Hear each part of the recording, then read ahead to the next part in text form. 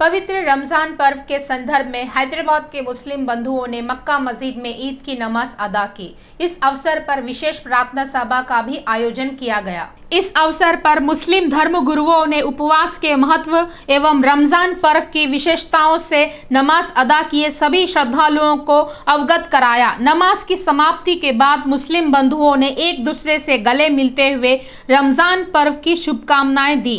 इस अवसर पर ईदगाह पर पहुंचे कुछ प्रमुख मुस्लिम बंधुओं ने वहां विशेष प्रार्थना सभा में भाग लेकर सभी को रमजान की मुबारकबाद दी।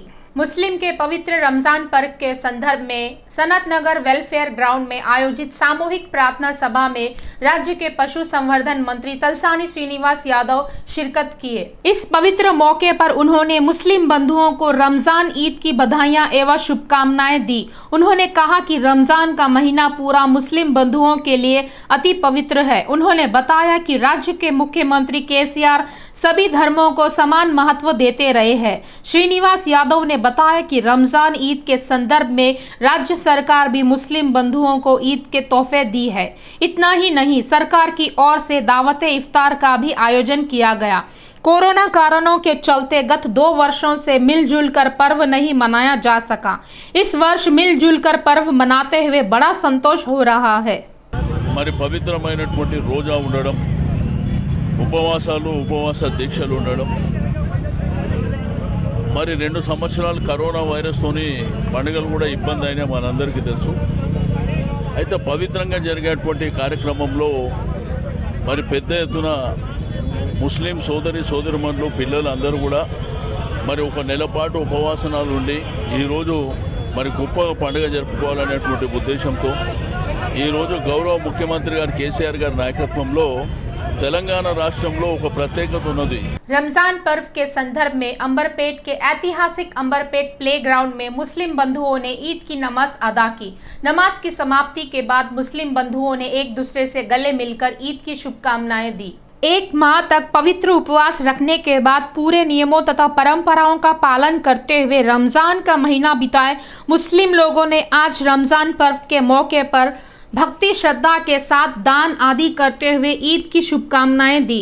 स्थानीय प्रार्थना मंदिरों में नमाज अदा किए मुस्लिम बंधुओं ने एक दूसरे को शुभकामनाएं देते हुए गले मिलकर उन्हें मिठाइयां खिलाकर ईद का वातावरण बनाया।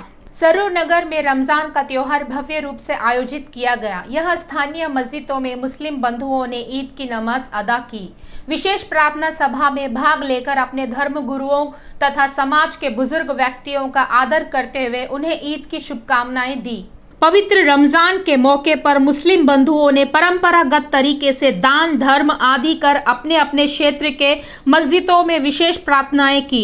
इस अवसर पर अलग अलग स्थानों पर मुस्लिम धर्मगुरु वादी विशेष सभा में बागाली नमाज की समाप्ति के पश्चात मुस्लिम बंधु आपस में एक दूसरे से गले मिलते हुए रमजान की शुभकामनाएं दी। उत्सव के अंतर्गत टीआरएस पार्टी के युवा नेता कार्तिक रेड्डी, पूर्व विधायक तिंगला कृष्णा रेड्डी, बैरा बाल कृष्णा आदि यहां मुस्लिम बंधुओं के साथ मिलकर प्रार्थना सभाओं में भाग लिए। आज अक्षय तृतीया के मौके पर स्वर्ण आभूषणों की दुकान पर ग्राहकों की भीड़ से सभी स्वर्ण आभूषणों की दुकानों में रौनक काफी बढ़ गई। लोगों का विश्वास है कि अक्षय तृतीया के दिन में सोने की खरीदारी करने पर घर में लक्ष्मी का प्रवेश होता है। इस कारण स्वर्ण आभूषणों की दुकानों पर लोगों की भीड़ उमड़ पड़ी। स्वर्ण आभूषण व्यापारी पहले से ही अपने ग्राहकों को आकर्षित करने के लिए अनेकों ऑफर लगा रखे हैं। यह कुछ बड़े स्वर्ण आभूषण शोरूमों में मॉडलों ने नए नए ढंग से आभूषण पहनकर नए नए कलेक्शनों के साथ ग्राहकों को काफी आकर्षित किया। आज के दिन सोने की खरीदारी करने से घर परिवार में संपदा का विकास होता है और लक्ष्मी देवी का अपने घर में वास होता है कहकर यह महिलाएं मानती है। इसी कारण महिलाएं अक्षय तृतीया के दिन थोड़े ही सही सोने की खरीदारी करने के लिए विशेष दिलचस्पी रखती है। इसके लिए दुकानों पर अक्षय तृतीया की विशेष रौनक नजर आती है। वैसे तो अब शादियों का सीजन होने से भी अधिकांश लोग शादी में देने वाले सोने की भी खरीदारी अक्षय तृतीया के दिन ही करते हैं। इस कारण स्वर्ण व्यापारी विभिन्न ऑफरों के साथ लोगों को अपनी ओर आकर्षित कर रहे हैं। तेलुगु फिल्मों के लोकप्रिय अभिनेता व तत्कालीन आंध्र प्रदेश के मुख्यमंत्री स्वर्गीय डॉक्टर एन.टी. रामाराव के पुत्र नंदमूरी बालकृष्णा ने रमजान पर्व के मौके पर दोनों तेलुगु राज्यों के मुस्लिम बंधुओं को ईद की हार्दिक शुभकामनाएं दी। ईद के मौके पर बालकृष्णा ने अपनी शुभकामनाएं देते हुए कहा कि पवित्र रमजान मास के महीने में मुस्लिम बंधु एक माह तक उपवास रखकर पूरी पवित्रता के साथ अपने धार्मिक आचरणों का पालन करते हैं। अपने धर्मगुरु मोहम्मद प्रवक्ता द्वारा बताए गए मार्गों का अनुसरण करते हुए उपवास करते हैं।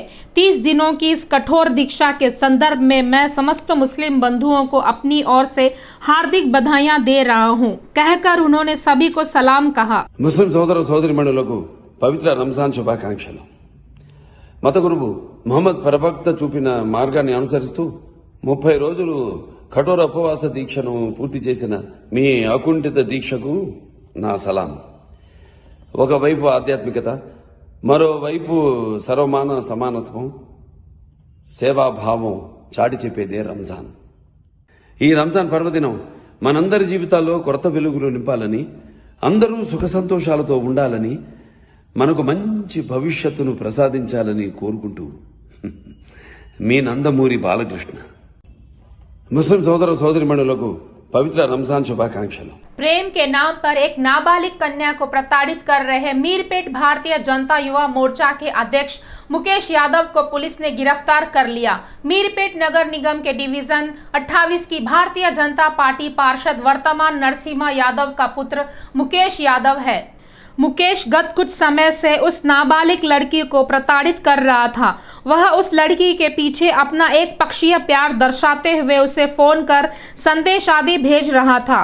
पीड़ित बालिका के माता पिता ने पुलिस शिकायत में बताया कि मुकेश यादव ने उसके साथ प्रेम न करने के संदर्भ में जान से मार देने की धमकी दी थी। पीड़ित बालिका के माता पिता ने पुलिस से आग्रह किया कि मुकेश यादव के खिलाफ सख्त कार्रवाई की जाए। पोक्सो कानून के तहत गिरफ्तारी किए गए मुकेश को पुलिस ने रिमांड पर भेज दिया। पुलिस ने बताया कि आरोपी मुकेश यादव के खिलाफ पहले से ही निर्भया कानून के तहत एक मामला लंबित है। उस मामले में भी उसे पुलिस ने नोटिस दी है, कहकर सर्किल इंस्पेक्टर ने जानकारी दी। वनस्थलीपुरम क्षेत्र में कल देर रात तक एक भीषण सड़क हादसा हुआ। यह सामने से विपरीत दिशा में आ रहे दो बाइकों की आपस में भिड़ंत हो जाने से यह घटना घटी। वनस्थलीपुरम में कल देर रात तक यह भीषण सड़क हादसा हुआ। इस हादसे में दोनों बाइक चालकों की घटनास्थल पर ही मौत हो गई तथा अन्य दो गंभीर रूप से घायल हो गए, जिनकी हालत चिंताजनक बताई गई है। प्रत्यक्षदर्शियों ने बताया कि सभी घायलों को अस्पतालों में भेजा गया है। इस हादसे की जानकारी मिलते ही घटनास्थल पर पहुंची पुलिस ने मामला दर्ज कर तहकीकात आरंभ कर दी है। कांग्रेस पार्टी के राष्ट्रीय नेता राहुल गांधी के दौरे को लेकर उस्मानिया विश्वविद्यालय में तनावपूर्ण वातावरण छा गया। राहुल गांधी के दौरे का विरोध करते हुए टीआरएस तथा कांग्रेस के छात्र नेताओं के बीच बराबरी का संघर्ष जारी है। राहुल गांधी के दौरे का विरोध करते हुए टीआरएस पार्टी के तत्वावधान में राहुल गांधी का पुतला जलाया गया। इस अवसर पर टीआरएस के नेताओं ने कहा कि राहुल गांधी को उस्मानिया विश्वविद्यालय प्रांगण में कदम रखने नहीं देंगे। उन्होंने चेतावनी देते हुए बताया कि यह टीआरएस पार्टी का शासन है। टीआरएस छात्र संघ के नेताओं ने कहा कि अमर शहीदों के परिवारों को परामर्श किए बिना राहुल गांधी उस्मानिया विश्वविद्यालय में कैसे कदम रखते हैं, हम देखेंगे, जिससे पुलिस ने आंदोलनकारियों को गिरफ्तार कर लिया। तेलंगाना राज्य में इस माह की 6 तारीख को इंटरमीडिएट की परीक्षाएं आरंभ होने वाली है। अब तक ही वेबसाइट में विद्यार्थियों को और टिकट भी उपलब्ध कराए गए हैं। इसी परिप्रेक्ष्य में परीक्षाओं के दौरान 1 मिनट के समय का नियम अमल करने की इंटरमीडिएट बोर्ड के अधिकारियों ने जानकारी दी। इंटरमीडिएट बोर्ड के सचिव उमर जलील ने स्पष्ट करते हुए बताया कि विद्यार्थियों को परीक्षा लिखने के लिए परीक्षा केंद्र में 1 मिनट विलंब से पहुंचने पर भी उन्हें केंद्र में प्रवेश की अनुमति नहीं दी जाएगी। उन्होंने बताया कि कोविड तथा तेज धूपों के चलते आवश्यक सभी सुविधाएं तथा व्यवस्थाएं की गई है। परीक्षा समाप्त होने के 1 माह के भीतर उन्होंने परिणाम भी जारी करने की घोषणा की है। उमर जलील ने यह भी बताया है कि परीक्षा परिणाम आने के तुरंत बाद 1 माह की अवधि में एडवांस सप्लीमेंट्री परीक्षा भी आयोजित की जाएगी। उन्होंने बताया कि इंटरमीडिएट परीक्षाओं के लिए 1433 केंद्र स्थापित किए गए हैं। प्रथम वर्ष की परीक्षा 6 मई से 23 मई तक तथा द्वितीय वर्ष की परीक्षाएं 7 मई से 24 मई तक चलेंगी। परीक्षाओं का समय प्रातः 9 बजे से मध्याह्न 12 बजे तक रहेगा। आंध्र प्रदेश के तेनाली शहर में स्थित एतावराम में एक दर्दनाक घटना घटी। यहाँ एक लड़की की मां के साथ अवैध संबंध बना रखे व्यक्ति को काफी गहरा झटका लगा। अपनी मां से विवाहेतर संबंध बना लिया कहकर उस प्रेमिका की पुत्री ने एक दर्दनाक घटना को अंजाम दिया। चेरुकुपल्ली मंडल के तुम्मलपालम निवासी रामचंद्र बाबू इतावारा निवासी एक युवती के साथ अवैध संबंध स्थापित कर लिया। अपनी मां और उसके प्रेमी की हरकतों को काफी दिनों से देख रही लड़की ने मौका देखकर रामचंद्र बाबू के गुप्तांग को ही काट दिया। पीड़ित रामचंद्र बाबू का अस्पताल में उपचार जारी है। पुलिस ने मामला दर्ज कर इस मामले की जांच कार्रवाई आरंभ कर दी। तिरुमला में भक्तों की भीड़ काफी बढ़ गई है। ग्रीष्मकालीन अवकाशों के आरंभ होने से भक्त तिरुमला आने के लिए अपनी कतार लगा रहे हैं, जिससे भक्तों को दर्शन के लिए खासी दिक्कतों का सामना करना पड़ रहा है। इस समय यह सर्वदर्शन के लिए 20 कंपार्टमेंटों में भक्त अपने बारी की प्रतीक्षा कर रहे हैं। तिरुमला में सर्व दर्शन के लिए भक्तों को 6 घंटों तक का समय तथा विशेष दर्शन के लिए 3 घंटे का समय लग रहा है। तिरुमला तिरुपति देवस्थानम के अधिकारियों ने बताया कि इस सप्ताह के अंत में भक्तों की संख्या काफी बड़ी है और यह संख्या और भी बढ़ने की संभावनाएं है। इस माह की 5 तारीख से तिरुमला तिरुपति श्रीवारू मेट्टू पैदल मार्ग से भक्तों को छोड़ने की संभावनाएं व्यक्त की जा रही है। गत वर्ष के अंत में यहां हुई भारी बारिशों के कारण श्रीवारी मेट्टू पैदल मार्ग का रास्ता बुरी तरह ध्वस्त हो गया था, जिससे तिरुमला तिरुपति देवस्थानम प्रशासन ने इस मार्ग को बंद कर दिया था, जो आज भी बंद है। इस लंबे अंतराल के बीच तिरुमला तिरुपति देवस्थानम ने इस मार्ग का पुनरुद्धार किया है।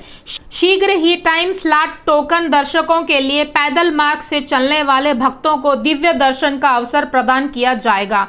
वहीं दूसरी ओर तिरुमला तिरुपति बालाजी के कल एक दिन में 65,756 लोगों के दर्शन किए, जिससे स्वामी की हुंडी को 4 करोड़ 60 लाख रुपयों की आय प्राप्त हुई है। इसी प्रकार केश खंडन केंद्र में कल एक ही दिन में 34,774 लोगों ने अपने केश भगवान बालाजी को समर्पित किए। देश में दैनिक कोरोना मामलों की संख्या में थोड़ी गिरावट आई है। देश में 2,568 नए मामले दर्ज हुए हैं। यह जानकारी केंद्रीय स्वास्थ्य विभाग ने दी। इन ताज़ा नए मामलों के साथ देश में कोरोना के सक्रिय मामलों की संख्या 19,137 हो गई है। स्वास्थ्य विभाग ने बताया कि कोरोना के कारण बीते 24 घंटों में 20 लोगों की मौत हो गई है, जिससे देश में कुल मरने वालों की संख्या 5,23,889 पर पहुंच गई है। इस समय देश में कोरोना का रिकवरी दर 98.74% है। वहीं दैनिक पॉजिटिव दर 0.61% है। स्वास्थ्य विभाग ने बताया कि 149 करोड़ 41 लाख कोरोना के टीके लगवाए गए हैं।